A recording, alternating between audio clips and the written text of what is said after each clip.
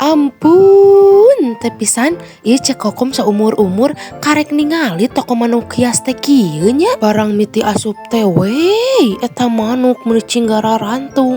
Nu kieu meureun nya karamba teh. Pokona mah sagala jenis manuk teh sagala aya we di dieu mah. Hayang nu kumaha-kumaha oge aya sadia pokona mah. Pantesan salaki cek kokom mun kade teh sok anteng da bariekeun meureun nya rek milih nu kumaha. Ieu deui manuk ditingali teh karunya beheungna eueuh buluan. Pajarkeun mah keur amrol cenah ieu teh.